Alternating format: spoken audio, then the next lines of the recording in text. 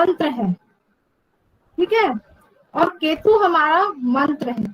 तो इसको हम इस तरह भी देख सकते हैं। एक गड्ढा है और उसमें एक पिन डला है, ऐसा राहु केतु को आप लोग समझिए।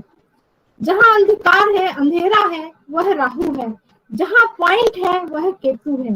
तो देखिए आपकी कुंडली में पॉइंट कहाँ है, आपकी लाइफ का पॉइंट, आपके जीवन का उद्देश्य कहाँ रुक गया है। आपके जिस भाव में केतु है उस भाव को वह काम कराने के लिए आपको लेके आता है। सबसे पहली बात, एक व्यक्ति के दो भाग हैं, ठीक है। अगर हम धोती फाड़कर रुमाल या रुमाल को धोती बना देता है वह राहु है, पर केतु ऐसा नहीं करता है। मैं भी केतु की दृष्टि आत्मा की दृष्टि को मानती हूँ, क्योंकि उसके पास एक ऐसी दृष्टि है जो आत्मा की दृष्टि है, इसलिए सूर्य में यह बहुत महत्वपूर्ण रोल अपनाता है। अब देखिए, अगर मुख की बात कर रहे हैं तो राहु है, विस्तार की बात कर रहे हैं तो राहु है, अंधकार की बात कर रहे हैं तो राहु है, और इच्छाओं का नशा है। मतलब आपको 1 रुपए मिला, आप 10 चाहेंगे तो राहु है। जहां आपको 10 मिला और आपके अंदर है कि नहीं 1 भी मिलता तो ठीक था, वहां केतु है। तो इसको हम राहु केतु को समझ सकते हैं किसी के घर के मकान को देख के। कैसे? आपका घर का जो दरवाजा है वह राहु है, चौड़ा है, जो बंद है पीछे पूछ है वह केतु है। तो देखिए, बोला जाता है कि पीछे को बहुत समेट के रखा जाता है, क्योंकि वहां की एनर्जी वास्तु के हिसाब से सबसे ज्यादा पावरफुल होना चाहिए, क्योंकि वह लॉर्ड के सेंटर पॉइंट को आती है। तो इस सेंटर पॉइंट की एनर्जी को केतु से देखें। इसलिए हम केतु की अगर बात कर रहे हैं तो केतु का कोई नहीं है चेहरा, हम मुखौटा की बात कर रहे हैं। अगर मुखौटा लगा दिया जाए केतु को तो आप उसका वास्तविक स्वरूप पहचान ही नहीं पाएंगे। इसलिए केतु को ऐसा बोला गया है कि उसकी दृष्टि ही नहीं है। जैसे सर्कस होता है या रामलीला में जो पात्र होते हैं, उस तरह से हम केतु को समझे। केतु किसको कहां से कहां पहुंचा देगा अप एंड डाउन में, वह व्यक्ति खुद भी नहीं जान पाता है। इसी तरह हम किसी चीज को अंत कर रहे हैं, शुरू तो राहु कर देगा पर अंत हम केतु से करेंगे। तो इसलिए केतु को 12वें भाव का, मीन का स्वामी कहा है, हमारे पैर का स्वामी कहा है, इसीलिए गुरु के चरण कहा गया है। ऐसा हम इसको समझ सकते हैं। अब मैं बहुत अच्छी एक बात बताने जा रही हूँ। श्री हरि के चरण, श्री हरि मीन राशि में है ना, तो हरि के चरण, गंगा जल का प्रवाह, चंद्र केतु है, लोग कहते खराब है, मैं कहती हूँ गंगा जल है। आपके पास चंद्र केतु साथ में है कुंडली में, आपके पास गंगा जल बनता है जो कि मोक्ष प्रदान करता है। ऐसे हम इसको समझे। मोक्ष यानी जिस काल से मुक्ति मिल जाए, मरने से नहीं, काम से मुक्ति। इसलिए हमने घर मकान के पीछे को भी केतु कहा है। नींव के मुहूर्त में भी राहु केतु की प्रिय वस्तु क्यों डाली जाती है? इसीलिए डाली जाती है कि हम घर का आगे का हिस्सा अच्छा रखें और पीछे का हिस्सा अच्छे लगे। काल सर्पयोग भी यही है। राहु केतु दो विपरीत इच्छाएं, हमारी इच्छा शक्ति है, एक की प्राप्ति होती है और एक छुड़ाता है। देखिए, आपको एक चीज को लेने की इच्छा और एक केतु आपको छुड़ाने की इच्छा रखता है। तो ये सुख दुख है, इसलिए कुंडली में सुख दुख हमेशा लगे रहते हैं। तो राहु केतु नहीं है तो आपकी कुंडली भी नहीं है। दोनों ना हो तो कुंडली किसी काम की नहीं है। दोस्तों, मैं आपको इसलिए बता रही हूँ, आकाश में काल सर्पयोग बनता है, कुंडली में नहीं बनता। आकाश में काल सर्पयोग बनता है क्योंकि ये पॉइंट्स हैं। इन पॉइंट्स को साइंस की दृष्टि से देखिए तो आपको और समझ में आएगा डीपली कि हम इस काल सर्पयोग को कहाँ देख रहे हैं। यह आकाश में जब बनता है तो कोरोना जैसी महामारी आ जाती है। आप लोग इसको बहुत अच्छे से खगोल में देखिएगा, आपको ये समझ में आएगा। चंद्र और केतु अगर कर्क राशि में है तो यह चरणामृत है, अगर यह कर्क राशि में है तो यह चरणामृत है। इसमें अब आप समझिए, कोई शार्प पॉइंट है, कोई पैना हथियार है, वह सारे कार्य की तीव्रता है, वह सारी केतु का है। केतु मैच्योर ग्रह है, बिल्कुल मैच्योरिटी की ओर ले जाएगा। जिनके बाल पके हुए हैं वह केतु है। इसलिए साधु संत सफेद बाल रखते हैं। आज हमने अपने केतु को खत्म कर दिया है। क्यों? हम लोग बाल को काला कर रहे हैं, राहु को अपना रहे हैं। केतु कहीं ना कहीं डिस्टर्ब है। केतु के कारण से ही महामारी आई है। आप लोग बहुत ध्यान से इस चीज को नोटिस करिए कि केतु, जैसा कि पिछले वक्ता ने बोला कि ना फॉलोवर्स, इस समय किसके फॉलोवर्स सबसे ज्यादा है? आप लोग चुप हो जाएंगे, मोदी जी, है ना। तो देखिए, आप कोई अंध व्यक्ति की बात हो रही हो, किसी की भी बात हो रही हो, केतु हमें नक्षत्रों के हिसाब से फल देगा। आप अपनी कुंडली में भाव के साथ साथ नक्षत्रों को बहुत ध्यान से देखिए। बिना मस्तिष्क की ऐसी खोज जो आत्मा से जुड़ी हुई हो, वह हमारा केतु है। क्षीर सागर में विष्णु भगवान शेषनाग के ऊपर है। केतु चंद्र जो आनंद है, जो हमारे जीवन का आनंद है, वह कहीं नहीं है। मन में निगेटिव विचार नहीं है, वहां सब अमृत है। जहां हमें निगेटिव विचार है, वहां पे अमृत है ही नहीं। जल में दिव्यता को प्रदान करने वाला गंगा जल की बूंद मिलाते हैं, वैसे ही जीवन में केतु को हमें रखना चाहिए। अभी केतु के 7 अंक की चर्चा भी हुई है। हम बता रहे हैं, कल मैंने एक बात कही थी, मेरी एक मीटिंग थी अखिल भारतीय में। केतु डिसअपॉइंटेड है। किसी चीज में आपको धोखा मिलेगा कि आपको प्रेम मिलेगा, नहीं मिलेगा, ये आपको 7 अंक बताता है। ये एक सिग्निफिकेटर के रूप में होता है। यह हमको संतान भी देता है, कुल का दीपक होता है। इसलिए कुल देवी की पूजा हम केतु से देखते हैं। अगर किसी का केतु बिगड़ा है तो आप उसे कुल देवी की पूजा जरूर कराना चाहिए। अगर आप कुल देवी की पूजा नहीं कराएंगे तो उसका कितना भी उपाय कर लेंगे, वह उपाय उसको काम नहीं आएगा। तो यह चीज बहुत जरूरी है। बहुत शीघ्रता से समझने की क्षमता अगर है तो केतु में है, क्योंकि वह आत्मा की है और आत्मा हमेशा गलत नहीं होती है, सही होती है। यह एक कार्मिक ग्रह है।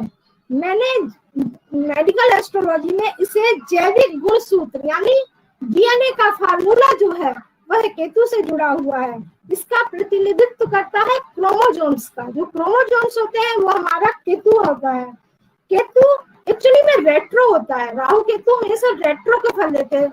इसलिए आप सब जब भी राहु केतु के फल देंगे, नक्षत्र से भी दीजिए और एक घर पीछे से भी दीजिए, क्योंकि वह रेट्रो होके भी कई बार फल देता है। आप सोचते हैं कि हमने तो बताया था, ये हुआ नहीं। इसका कारण यही होता है। अग्नि तत्व राशि में यह संधि काल में होता है।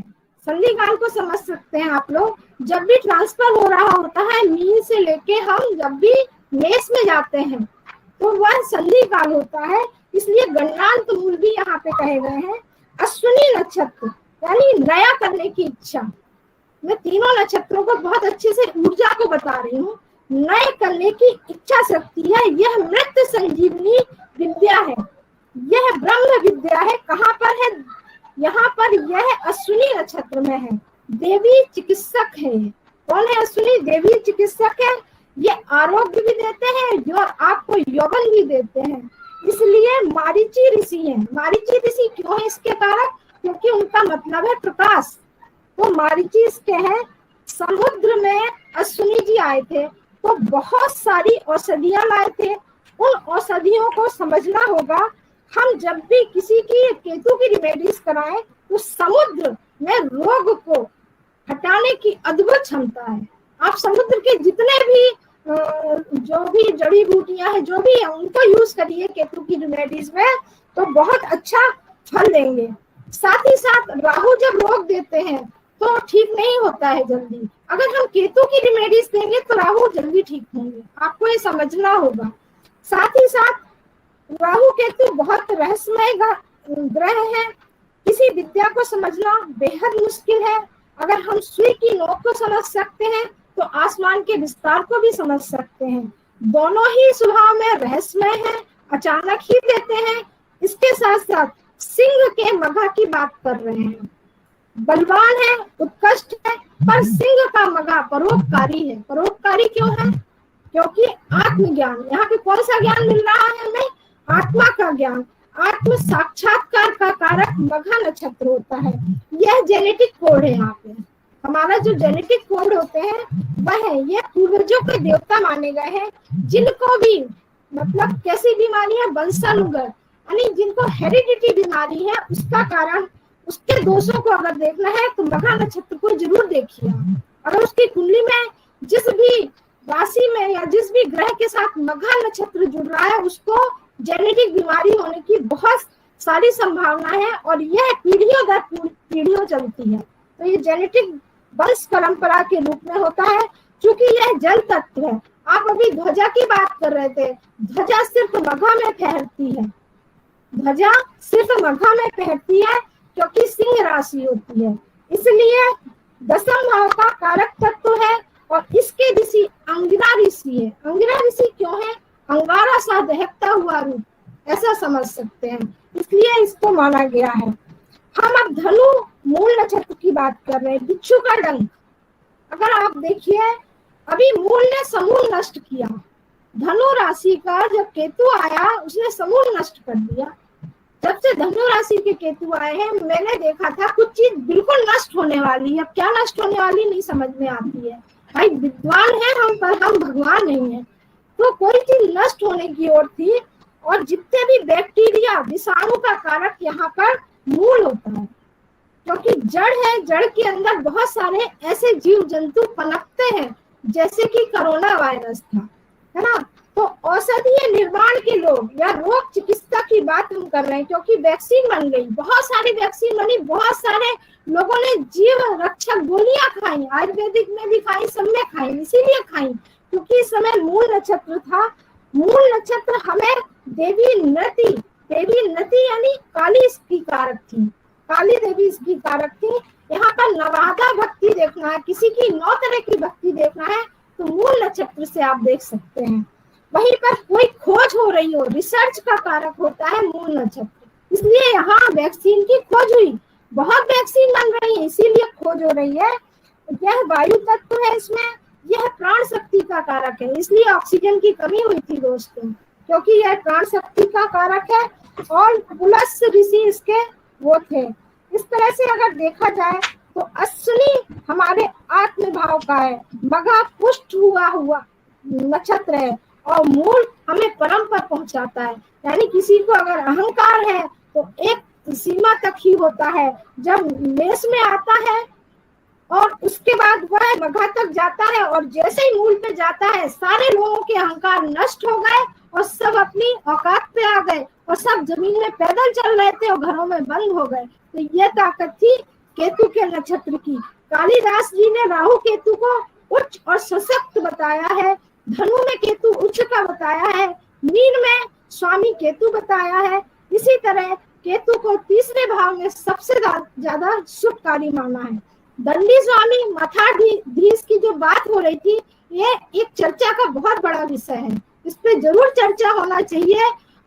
जो गठान होती है ना, गठान, ये केतु की गठाने होती, 108 दंडाधिकारी, 1008 दंडाधिकारी, ये सब केतु के काम है जो गठान देते हैं। इस पे दीदी अलग से बना रखेंगे। हाँ बिल्कुल रखना चाहिए। अगर आप लोग को आगे सुनना है तो सुनिए, क्योंकि मैं नक्षत्रों के हिसाब से मेडिकल एस्ट्रोलॉजी को लाई थी बस। मैम हम आपको सुनना चाहते हैं, परंतु समय सीमा के अंदर पूछ लिया, क्योंकि हमें पूरा सेशन आपके साथ रखना चाहेंगे, 1 घंटे का, उसके लिए हम आपको पर्सनली कांटेक्ट करेंगे। इतना फेमस है इसका कारण आपका केतु है। आप परिवार की कुंडली में केतु देख लीजिए, जिस बच्चे की कुंडली में केतु जहाँ बैठा है उसका वह भाव है। मेरे बेटे का 4थे स्थान है, उसकी माँ फेमस है। हमारे पति का 7वें स्थान में है, उसकी पत्नी फेमस है। एक छोटा सा ट्रिक है मेरा। दीदी आपने बहुत अच्छा बताया, और आपने जो मूल नक्षत्र का जो बताया कि केतु जब से आया हुआ है, बहुत ही उसने डिस्टर्ब किया है। इसी प्रकार जब केतु विशाखा नक्षत्र में जाता है और राहु आपके कृतिका नक्षत्र में जाता है, तब भी अग्निकांत और मृत्यु परेशानियां देता है। जैसे जम्मू कश्मीर के टाइम पे, जम्मू कश्मीर का टाइम देख लीजिए, सोवियत संघ रूस का देख लीजिए, उसके बाद गुजरात का कांड देख लीजिए। इसी प्रकार दिसंबर के बाद, दिसंबर से हम लोग जानना चाहेंगे कि अगला साल हम लोग किस तरह की लड़ाई नवंबर से लेके अगले 8-10 महीने केतु विशाखा नक्षत्र में रहेगा फरवरी से। जैसे कि देखिए ओमकार जी, समझना चाहिए ये सच में एक वेपन था जो हम लोगों को कोरोना वायरस के रूप में मिला है, क्योंकि वो अच्छा है जी, आपने बताया, बहुत बढ़िया बताया। आप लोग ज्योतिषाचार्य हैं, इस पे जरूर विचार करिए, इसी के तब बिल्कुल करेंगे। इसी में जो मैडम कोई बुक दसो जी, ये कौन सी बुक में बहुत बढ़िया बढ़िया ऋषियों के नाम बताए इन्होंने?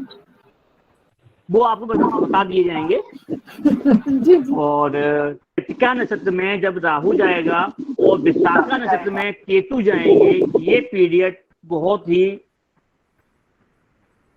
अच्छा नहीं जाएगा, सभी लोग ध्यान रखिएगा। बाकी अगले वक्ता को बुलाया जाए, जो हमारे गजेंद्र सरकार जी ग्वालियर से। जी गजेंद्र सरकार जी, गजेंद्र जी ग्वालियर से हैं। सबको कोई इंट्रोडक्शन की जरूरत नहीं है, ये स्वयं में प्रकाशित सूर्य हैं। सर गजेंद्र सरकार जी प्लीज